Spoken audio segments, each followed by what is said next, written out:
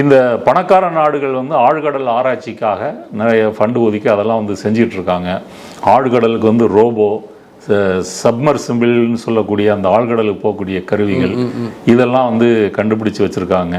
அப்புறம் செயற்கைக்கோள் மூலமாக கடலினுடைய மேற்பரப்பு அதை வந்து கண்காணித்து இது பண்ணுறாங்க.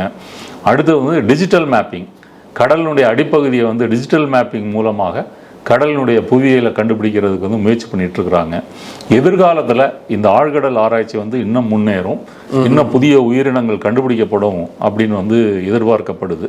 ஓகே, இது வந்து இல்லை இதில் அவங்களுக்கு ஒரு லாபமும் ஒரு தேவை இருக்கா சார்? இப்போ ஆழ்கடலில் போயிட்டு ஆராய்ச்சி பண்ணி இப்போ இது வெளியே கொண்டு வரதில்ல, நீங்கள் சொல்கிற மாதிரி அறிவியல் ரீதியாக முன்னேறி போகிறோம் அப்படின்றதும் இருக்குது. இன்னொன்று அது ஆதாயமும் இருக்குது, அது உள்ள நம்ம மினரல்ஸ் அந்த மாதிரி ஆதாயம் வந்து இருந்தால் தான் நிறைய ஆராய்ச்சிக்கு ஃபண்ட் பண்ணுவாங்க. இப்போ 80% நம்ம ஏன் ஆராய்ச்சி பண்ணலைன்னு சொன்னால் அதுக்கு போதிய அளவு ரிட்டர்ன் வரல அப்படின்றதுனால தான் பல நாடுகள் வந்து ஃபண்டு ஒதுக்கி ரொம்ப மினிமமாக தான் வந்து செஞ்சிட்ருக்காங்க.